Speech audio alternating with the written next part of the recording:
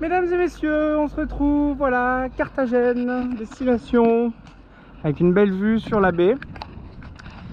Alors, petit souci, malheureusement, j'ai l'impression que l'amphithéâtros est actuellement pas visitable et en restauration, quelque chose comme ça. Vous voyez, on voit qu'ils ont tout le long à l'intérieur et à l'extérieur, parce que je voyais à l'extérieur, là, vous voyez, il y a des poteaux pour le maintenir. Le mur est tout fin, hein. Ce qui reste, c'est pas le Colisée.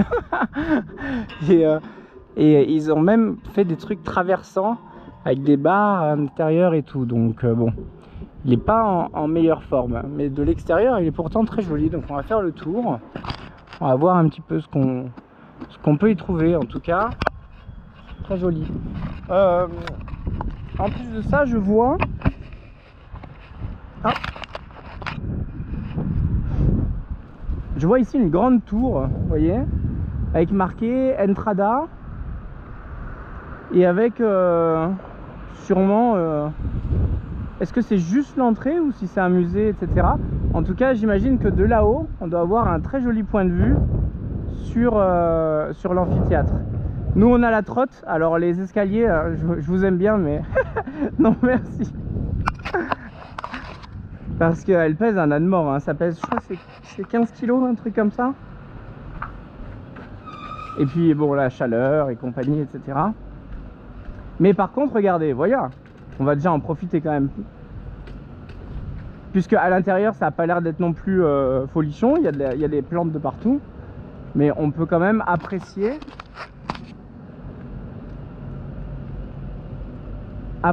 l'ambiance, quoi. On imagine, il y a 2000 ans, c'était là, quoi. C'était là, ça n'a pas bougé.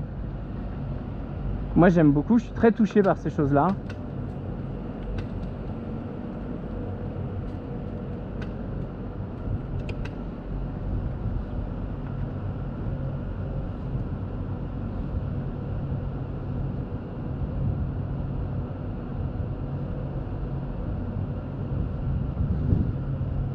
Il y a dû avoir aussi plusieurs étapes de rénovation, etc., etc. Et à mon avis, tout n'est pas d'origine, mais quand même, la base principale quand même est là, quoi.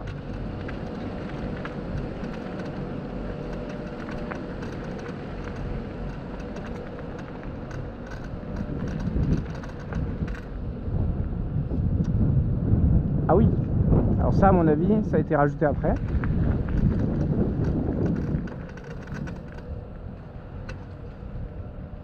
Plaza de... Ah, ils ont mis la barre juste devant.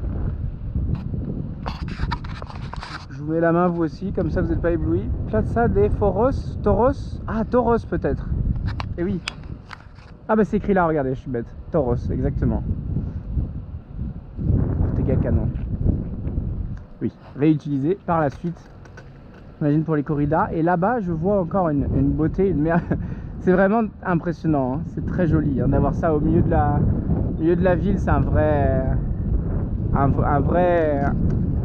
plus au niveau du patrimoine. C'est vraiment quelque chose de extrêmement précieux, je trouve. Car très ancien en fait. C'est vraiment le côté que ça a 2000 ans qui fait que ça rajoute énormément à sa superbe. Voilà, et si mon sens de l'orientation est bon... Tiens, il y a un avion. Si mon sens de l'orientation est bon, puisque je n'ai pas mon téléphone avec moi, il n'y a plus de batterie. Du coup, j'ai que ce que j'avais regardé au préalable un petit peu sur internet. Mais en tout cas, devant vous, je pense que c'est le Monte Sacra. Je ne sais pas comment on le dit en espagnol, mais le mont sacré, voilà, avec pareil un ou deux temples en dessus, avec sa muraille. Ça fait très acropole, je trouve. Le côté muraille comme ça qui fait tout le tour avec les temples au-dessus, il y a un petit côté acropole. Et derrière ces montagnes là comme ça, ce qui est beau, alors là on est en Murcie, on n'est plus en Andalousie, mais ce qui est beau, on va dire, dans le sud de l'Espagne méditerranéen, c'est qu'il n'y a pas une baraque, quoi. C'est vachement, au final, c'est peu habité, je trouve. Et les habitants sont concentrés dans des villes au bord de la mer, mais qui sont pas non plus démesurément grandes, quoi. Donc, je sais pas comment sont répartis la démographie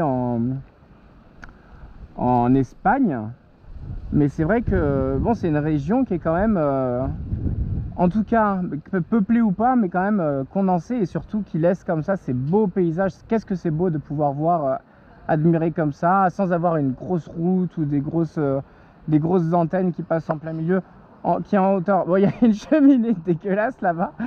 D'ailleurs, fun fact, la cheminée, qui est le point culminant le plus haut de tout, n'est pas éclairée la nuit. C'est-à-dire qu'il y a des poteaux électriques un peu partout qui sont éclairés, mais la cheminée, non, elle n'est pas illuminée. Bon, c'est plus pour les avions que pour les bateaux, je vous rassure, et les hélicoptères, etc. Mais bon, ça me paraissait curieux, quoi, quand je suis arrivé.